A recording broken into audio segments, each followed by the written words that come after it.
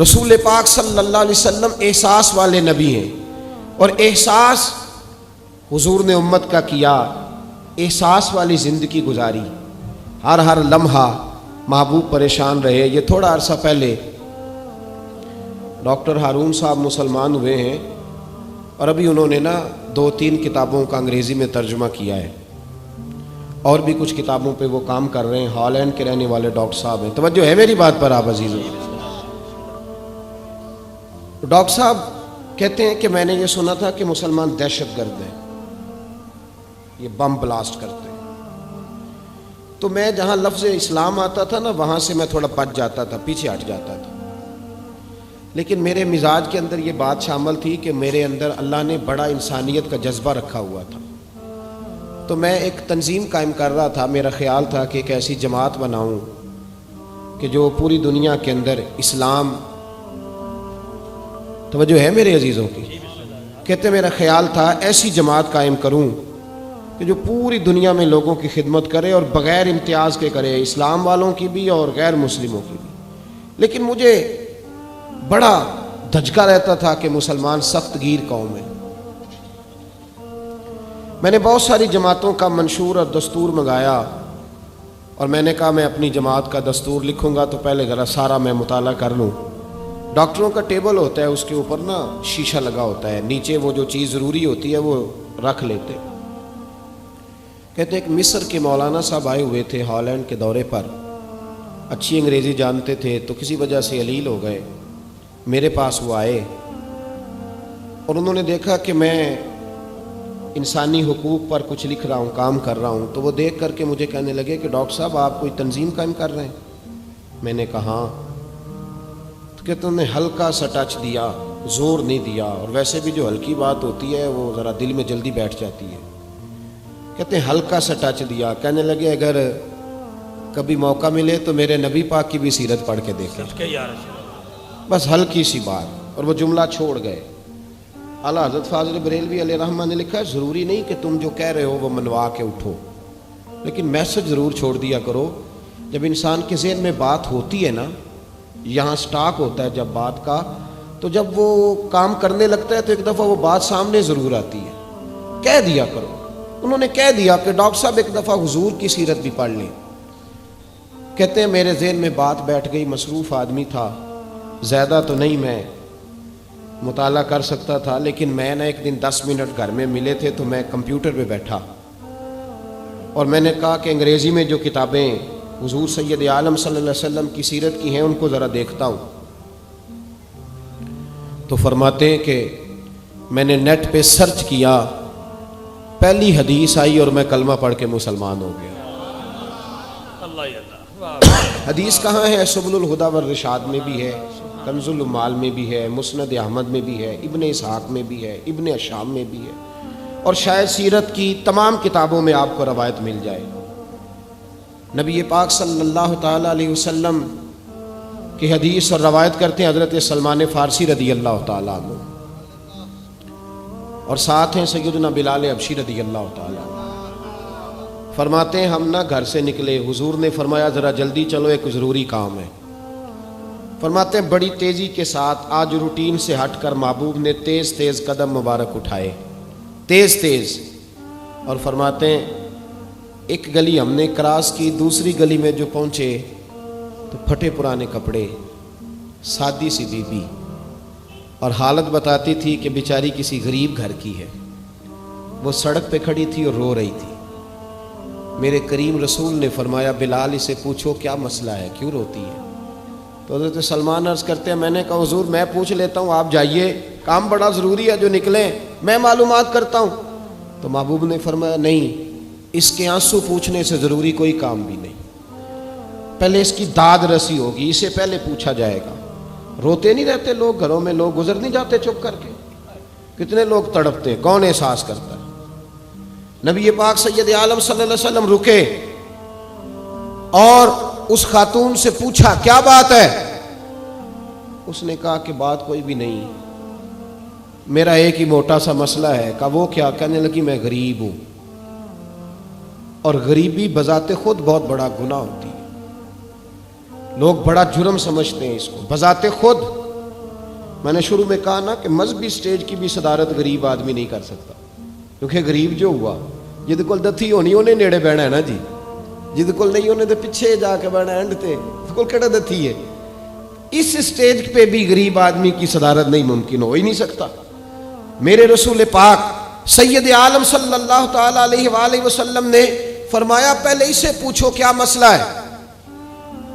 وہ کہنے لگی میں غریب ہوں، بوڑھی ہو گئی ہوں، ساری زندگی غلامی میں گزاری ہے، تیل لینے آئی تھی 5 دینار کا، بوتل میں تیل بھروایا ہے، اور اب بوڑھی ہوں نا تو کمر درد کرتی ہے، پیر پیچھے موڑا ہے تو میں گری ہوں، تیل زمین پی گئی ہے، اب زمین تو واپس نہیں کرتی، لیکن واپس جاؤں گی تو ایک یہودی عورت کی ملازمہ ہوں، وہ درے سے مارے گی، کھال ادھیڑ دے گی، میں بڑی پریشان ہوں، اب نہیں مار کھائی جاتی، ہڈیاں بوڑھی ہیں، قربان جاؤں۔ حضرت بلال کو حضور نے حکم دیا، فرمایا دوڑ کے گھر جا 5 دینار لا۔ فرماتے ہیں 5 دینار لائے، تیل خرید کے دیا، وہ پھر رونے لگی۔ فرمایا آپ کیوں روتی ہے؟ اس نے کہا بتایا نا غریب ہوں، غریب کا جرم کوئی نہیں ہوتا، لیکن پیس دیا جاتا ہے، پھر بھی مار تو اب بھی پڑے گی، اب کیوں پڑے گی؟ تو عرض کرنے لگی محبوبہ مار اس لیے پڑے گی کہ دیر سے کیوں آئی ہے۔ تو میرے کریم رسول اور وہ بی بی حضور ابھی آئے ہیں مدینہ طیبہ، امام یوسف صالحی فرماتے ہیں ابھی آئے تھے حضور، سبل الہدی والرشاد کے مصنف کہتے ہیں ابھی آئے تھے نبی پاک، وہ جانتی بھی نہیں تھی۔ تو سید عالم صلی اللہ تعالی علیہ وسلم نے فرمایا اچھا مار پڑے گی؟ کہا ہاں۔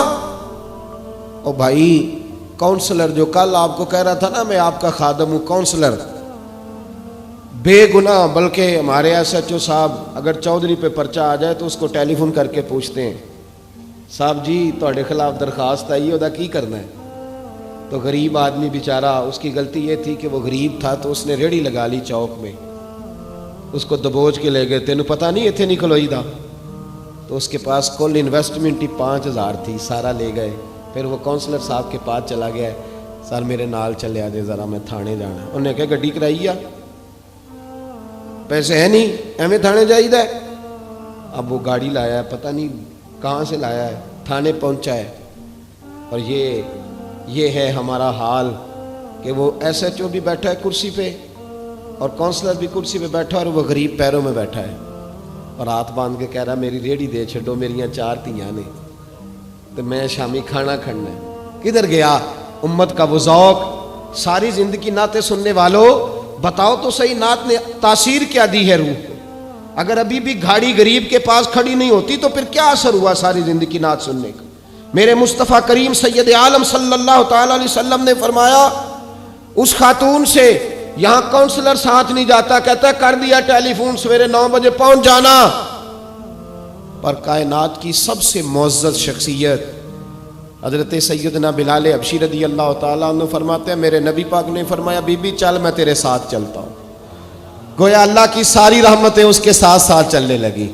اور آگے آگے نہیں، ساری کتابیں پڑھ لو، وہ پھٹے پرانے کپڑوں والی بی بی آگے آگے اور اللہ کے کریم رسول پیچھے پیچھے، ساری گلیاں اس نے پھرائی، مدینے کی صحرا آ گیا، ایک دروازے پہ دستک دی، سے مالکن آئی، وہ بی بی بعد میں کہتی ہے میں بھی بڑی ڈاڈی تھی، طاقت ہی نہیں تھی میرے سامنے کو کھڑا ہو سکے، لیکن جب میں باہر نکلی تو میں نے نور کے حالے میں لپٹی ہوئی ایک عظیم ہستی کو دیکھا۔ فرماتے محبوب کے گورے چٹے رنگ کے اوپر کالی زلفیں اور محبوب پاک کی مقدس آنکھیں جب تک بات کرتے رہے نظریں زمین پہ جھکی رہیں۔ شرم و حیا والے رسول نے بڑے میٹھے، بڑے دھیمے، بڑے خوبصورت لہجے میں کہا، بریلی کے امام فرماتے ہیں نیچی نظروں کی شرم و حیا پہ درود، بڑے دھیمے لہجے میں فرمایا تیری نوکرانی ہے تیری؟ عورت کہتی ہے میں تو حضور کے جلووں میں محو ہو گئی کہ سادگی میں اتنا حسن میں نے دیکھا ہی نہیں، تیری نوکرانی ہے؟ کہا ہاں۔ تو میرے محبوب نے فرمایا بیچاری کی غلطی کوئی نہیں، اسے مارنا نا، اس سے تیل گر گیا تھا، نیا خریدتے دیر ہو گئی، رو رہی تھی تو میں سفارش کرنے آیا ہوں۔ وہ خاتون کہتی ہے کسی کی نہیں مانی تھی، پر محبوب کے جملوں میں تاثیر اتنی تھی، ککھ سواد نہیں مشری اندر، اساں کھنڈا بھی چکھ ڈٹھیاں، انہاں ساریاں شیواں نالوں گلاں سجن دیاں مٹھیاں۔ فرماتے ہیں نبی پاک صلی اللہ تعالیٰ علیہ وآلہ وسلم نے فرمایا کچھ نہ کہنا. کہنے لگی نہیں کہتی، میرا وعدہ رہا، کچھ نہیں کہوں گی. اب میرے حبیب نے پھر نظر اٹھائی اور اس غریبنی کی طرف دیکھا اور فرمایا تو اگر کہے تو میں جاؤں، تو اگر کہے تو میں خود بھیک دیں، خود ہی کہے منگتے کا بھلا ہو، تو اگر کہے تو میں جاؤں. اس نے خراج پیش کیا تو چند آنسو گرائے. کہنے لگی محبوبہ جیسے بندہ نوازی. حضور نے رخ پھیرا تو حضرت بلال کہتے میں پیچھے رہ گیا. میں پیچھے رہ گیا تو وہ دونوں بیبیاں دوڑ کے میرے پاس آئیں. کہنے لگی بتا تو صحیح ہے کون، یہ بتا تو صحیح کون تھے. تو حضرت بلال کہنے لگی تم نہیں جانتے. جناب بلال فرمانے لگے یہی تو ہیں جنہیں اللہ نے سچا رسول بنا کے بھیجا ہے. بیبیاں دوڑ کے آئی. کہنے لگی محبوبہ دروازے تک آئے ہو تو خالی تو نہ لوٹاؤ، مہربانی فرماؤ ہمیں بھی کلمہ پڑھا دو. ڈاکٹر ہارون کہتے ہیں وہ بیبیاں وہاں کلمہ پڑھ رہی تھی اور میں حدیث پڑھ کے کلمہ پڑھ رہا تھا. بھائی زندگی ہے تو پھر احساس ہونا چاہیے. اگر تیرے اندر زندگی ہے تو پھر احساس ہے، اور اگر تیرے اندر احساس نہیں رہا نا تو پھر زندگی زندہ دلی کا نام ہے. مردہ دل کیا خاک جیا کرتے، احساس سے مروت پیدا کر. تھوڑا سا دائیں بائیں بھی دیکھیں، تھوڑا پلٹ کر بھی دیکھیں کہ کہیں آپ کی ضرورت تو نہیں.